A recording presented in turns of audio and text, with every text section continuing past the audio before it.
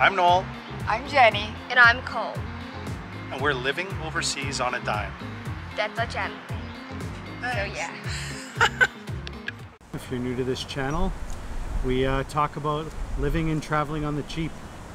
And today we're going all the way deep diving into the cheap and doing where you can live for under $1,000 US per month.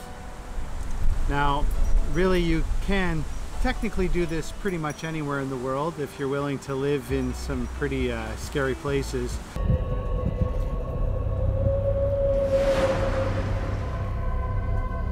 But we're not talking about that. We're talking about how you can live on under $1,000 US and still maintain a very decent standard of living.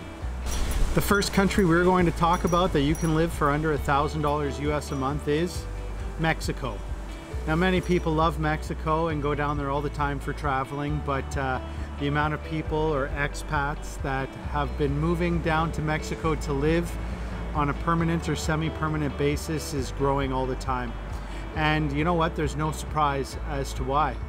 Mexico is a beautiful place. It has the beaches, it has the mountains, and it has the city.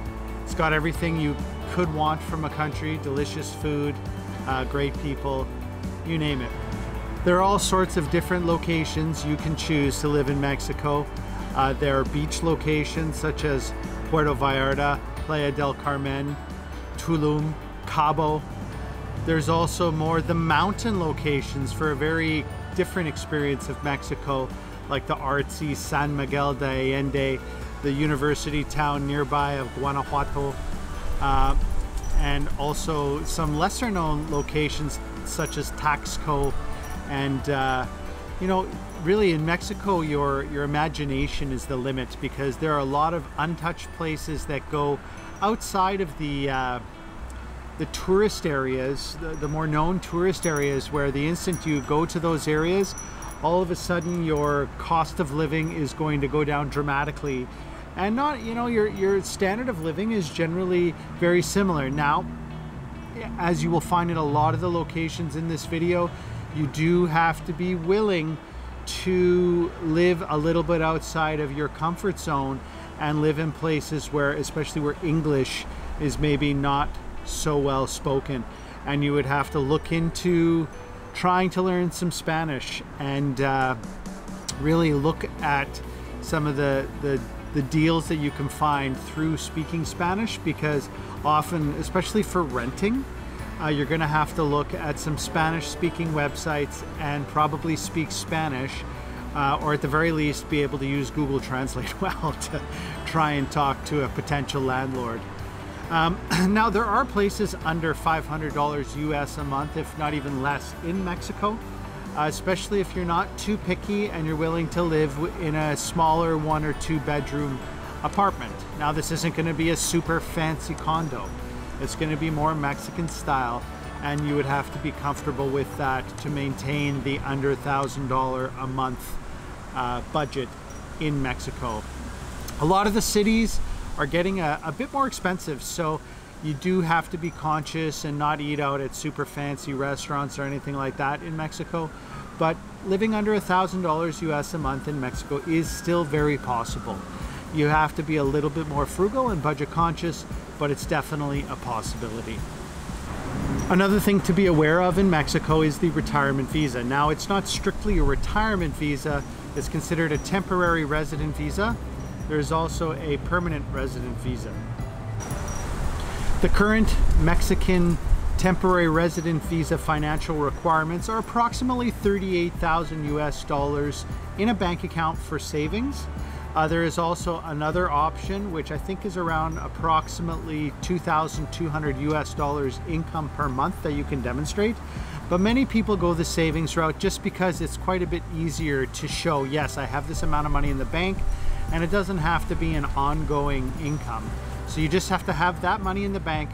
You also have to make sure you apply for this temporary resident visa outside of Mexico, which is a little bit unusual. You can't do it inside Mexico, but once you get it and you go back to Mexico or go to Mexico, depending on your situation, then Once a year you renew it, and then after 4 renewals you will have a permanent resident visa. Now, Mexico overall is a very attractive place. It's got the food, it's got the weather, and you know what? It's a place that we love a lot, and we're likely going to be going down there as one of the first locations we check out. So that's something you can look forward to in future videos. The next country on our list for living under $1,000 US a month in retirement or living overseas is Nicaragua. Nicaragua is just to the south of Mexico. Not directly beside, but just to the north of Costa Rica, for those of you who are familiar with Central American geography. But it has very similar sort of attractions as Mexico, if you wanted to look at it that way. It has a very nice beach town that is popular amongst the surfers of San Juan del Sur. Very close to the Costa Rican border, so many people actually fly into the Costa Rican town of Liberia and make their way by bus to San Juan del Sur. Now, if the beach isn't your thing and you want more of a kind of a mountain lakeside lifestyle, there's the town of Granada. It's very colonial. It has that old colonial style. They even have horse carriage rides throughout the city, and a lake nearby that, although it does have some small pollution problems, it still is something where you can run by the lake, walk by the lake, and even take boats in the lake. I'm not sure if it's really necessarily recommended to swim, but it's something that we'll be looking into in the future.